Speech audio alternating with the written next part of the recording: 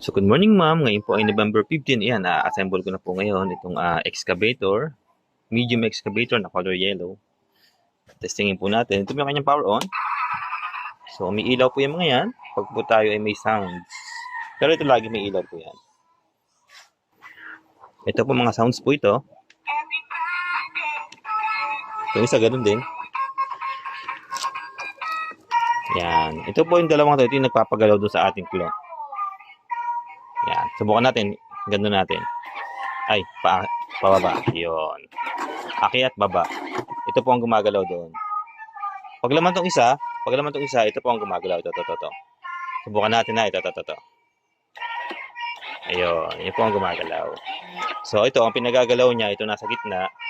Ito naman, ang pinapagalaw niya, ito naman. So, ito naman po yung ating sounds yan. Yan. Pampahina at pampalakas ng sounds. Ito forward, pag pinorward na gano'n, apak ito ng bata. Forward po siya. One gear motor, isang gulong yung umaandar. Pag sa gitna, neutral, kahit apakan, hindi siya tatakbo. Pag sa baba naman, paatras naman po yun. So, gano'n po siya. So, to continue po tayo, ito po yung kanyang charger. Buksan natin. So, lagyan ng charger niya, bilog. Sangsaka namin pwede sa bilog.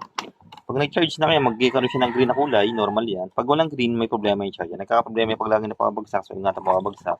Bago mag-charge, kailangan patayin po yung unit, ha? Laging dapat patay ito. Susunod to, pag nag-charge kayo ng matagal na nabuhay yan. Then, dito po yung charging port. Napansin nyo, nagbabago yung kulay niya. Nag-red, ibig sabihin nagka-charge na. Pag nag-green na siya, ulit full charge na yan. Sa unang charge, dapat 8 to 10 hours. Kahit mag-green to, tuloy mo lang. Sa unang charge na inyo, yung susunod na charge, 4 hanggang 8 oras na lang. Or makikita mo na ito mag-green. Pero ang pinakamagandang charge, siguro mga 6 na oras. 4 to 6 hours. Yun po ang pinaka-the best charging natin. Pag naka-charge, so hindi mo yan ma-open, kailangan mo nang tanggalin to bago mag-power on switch. So, good unit na po tayo, ma'am. Maraming pong salamat.